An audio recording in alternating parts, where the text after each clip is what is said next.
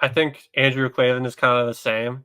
I haven't heard enough of his direct politics. Yeah. But he does have some pretty funny moments where he just will randomly dunk on people. And Here's also, the I hot don't take, know. bro, Yeah, I don't know what with to do with Daily him. Wire. Yeah, here's a hot take with Daily Wire hosts. Andrew Klavan keeps climbing my list, and everybody else keeps falling. Klavan engages with society really well. He'll do Mm-hmm. like, "Hey, I like art, and I want to write a Mm-hmm. book." And like it's okay if it has blah blah blah blah blah because it's art, or I like this video game and it's blah blah blah blah. He's not like Matt Walsh who's like video games will turn your blah blah blah Yeah, and that's you're true. like he's not cringe in that way. And then Klavan also is super based for making fun of Candace Owens and memeing on her for being anti-Semitic, and he That is came out true. hard I forgot about against her. that. I Um, forgot. Maybe he's so up I don't here. know.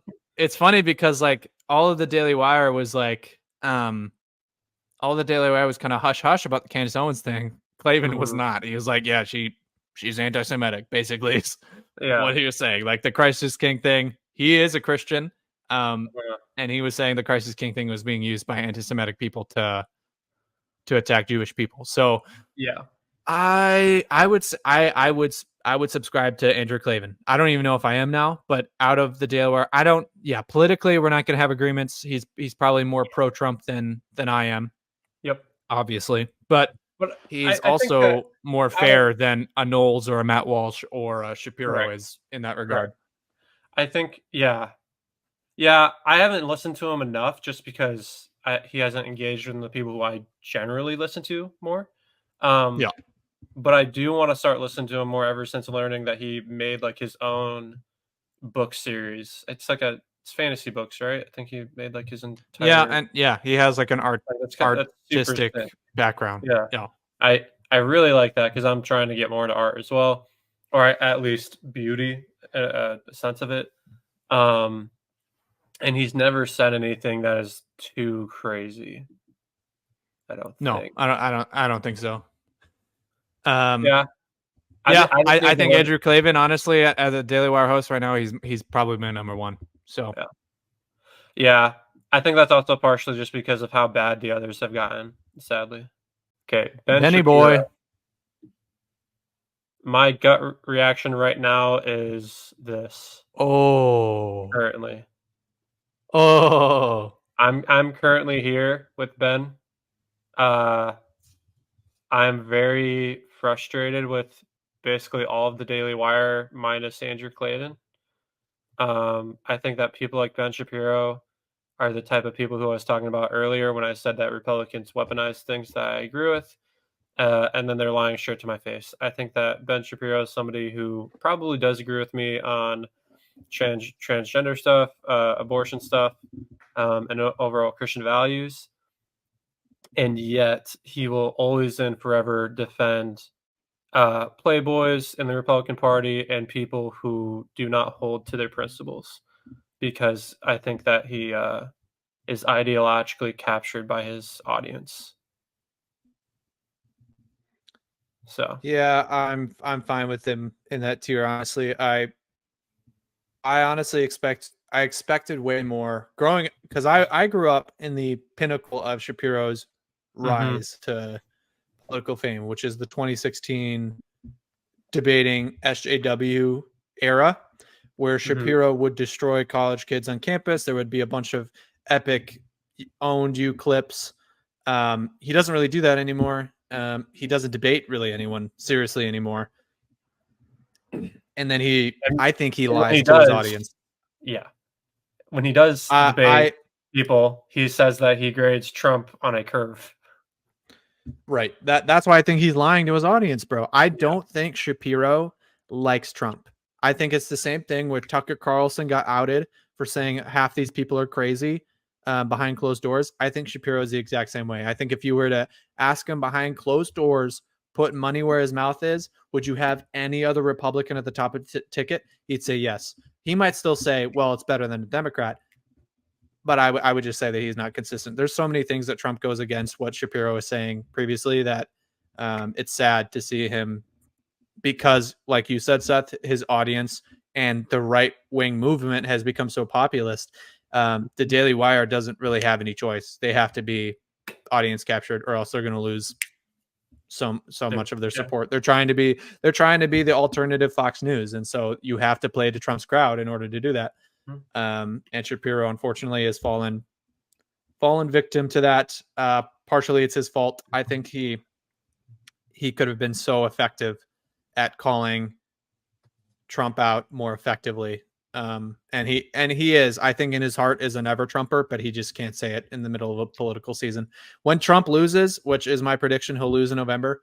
Shapiro's going to come out in December and say, "Hey, can we get over this?" And blah blah blah. Trumpism never wins us elections. We haven't won since 2016. He's going to say all these things that everybody has been saying before him, and then trying to win back good faith points. But for a while, I don't think he deserves it. You should unsubscribe from Ben Shapiro until he starts being honest with you. Yeah, I'm there with you. Hey, if you're enjoying what you are watching with this small clip of the Obro show, you can tune into our live streams where my brother and I cover similar topics such as politics, religion, philosophy, all things that more qualified people should probably be talking about. Also, you can tune into the full live stream that you are watching a small clip from if you want to see the full thing in depth. Thanks for watching, and click that subscribe button. It is free. Matt Walsh.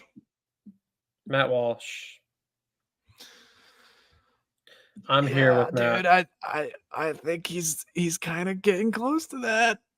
I'm here with him right now. Here's the hard thing with Matt Walsh, bro, is that I think from a conservative perspective, he does care about a lot of things that like need to be addressed. I don't necessarily like the way he goes about it all the time. Sometimes he goes scorched earth when he's dealing with transgenderism, LGBTQ issues. But in terms of like conservative social addressing social issues from a conservative perspective, I think Matt Walsh oftentimes gets it right, but politically he's often crazy land and is not consistent. His social conservative values all of a sudden die when it comes to criticizing his own side. Yeah, but dude, it's not even just his own side. It's just Trump. It's literally just Trump, because when Tim Scott announced his candidacy back in 2023, so what, like literally a year ago, I remember listening to his podcast on this. He said that he would, quote, never vote for a man who didn't have a wife. That was his take. Donald Trump is a man with a wife who has also cheated on said wife, who is pregnant with a porn star. If you're not going to vote for a man simply because he does not have a wife, there is no way that you can vote for a playboy who cheated on his wife with a porn star. There is no way. You should be, Matt Walsh, if he were to be consistent, should be trying to cancel Donald Trump like he canceled Bud Light. True. And I also think Matt Walsh is not that smart.